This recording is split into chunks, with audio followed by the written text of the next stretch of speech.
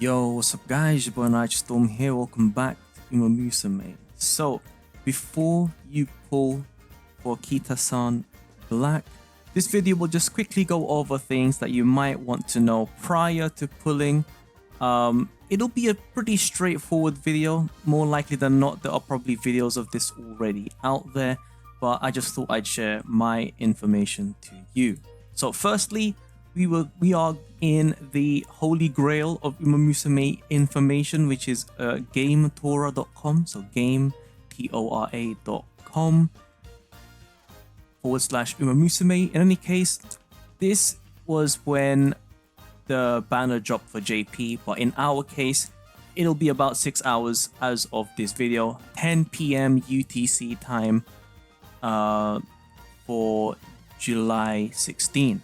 In any case, the banner is a double banner featuring two featured SSR support cards, one of which is Kitasan Black, who we're aiming for, and the second one is Satono Diamond, who is the other rate up banner.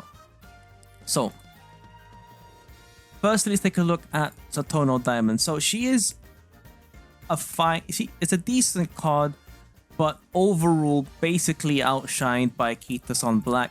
Technically, you know, whilst pulling for Kitasan Black, it's one of those where it's like a bonus if you pull on top. But if you don't pull a single Satono Diamond whilst pulling for Kitasan Black, it's not really something that you would worry about.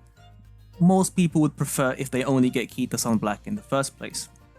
Now, speaking of, moving on to Kitasan Black herself,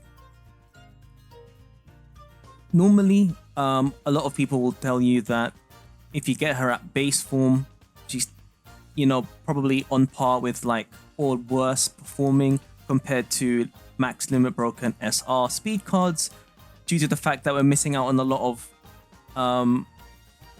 power bonus and specialty rate up when missing some missing LBs. So we did get a bit of power bonus here, just one, and an increase up to, and we get the specialty rate up only at LB3, which is a massive boost. So if you go to the compare tool right here, as you can see here, we can see that at 0 LB to 1 LB, there's basically not that much difference overall in terms of like overall performance.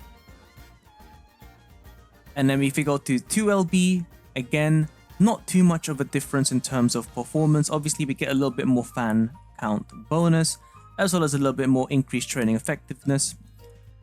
But the big one, it starts off at LB3, because we start off at the base 20 specialty rate up due to her unique effect, which increases stat gains for training as well as 20 specialty. But at LB3 at level 45, she gets an extra whopping 40 specialty rate up, which it doubles in bonus when it comes to the max limit break. So it goes from 40 specialty rate up to 80 specialty rate up, and then you plus 20 from the unique effect to get a whopping 100 specialty rate up. Again, as a note here, we're still not sure if it's actually 116 specialty rate overall or if it's 100 specialty rate, but they just made it easier to read by doing 80 plus 20. Now, let's say you're not planning for MLB, or you might feel like it's a bit unrealistic. Well, there are a few ways that you can get limit breaks for free and limit breaks not for free. So the first way is through limited missions, and the first thing here, it may appear in limited missions from time to time, these things called limit break fragments, and you can get either a rainbow or a gold one. And if you check the item list here, as you can see, once you get 20 of the fragment versions of it, you'll be able to combine it into a full limit break crystal. And if you've played Cygames games before, then you'll know that there's like an uncapped item, universal uncap. So in this case, this one's for SSR support cards, this one's for SR support cards. And also, in terms of limited missions, there are cases where, in this case, for example, the first anniversary and other anniversaries in the future, you'll be able to get the SSR exchange ticket. This is basically a free selector, upon clearing all the event missions that they ask for you to do, which you can obtain and complete for free. So that's one other way as well as a free-to-play to get. Now, for pay-to-win stuff, there are actually paid packs that arrive probably alongside Anniversary as well, and maybe occasionally depending on when they release stuff, because we are on an accelerated schedule, so I'm not too sure when exactly, but you will be given opportunities to spend a little bit of cash to get these selectors as well, on top of the stuff they can get already for free. So yeah, that's basically about it. Overall, you technically don't need to pull that many duplicates, because over time you'll be able to limit break them. So if you're only planning on pulling for 200 times at maximum, for example, or only pulling until you get 1 copy and then just using a friend Kitasan, then that is all up to you, and it'll work out eventually because you will be able to MLB Kitasan. And then for those that are wishing to pull for, I guess, efficiency, then 3 LB is enough, and then you can MLB it later on down the line. And then for those obviously that want maximum potential, well, there's no other answer than maximum limit break.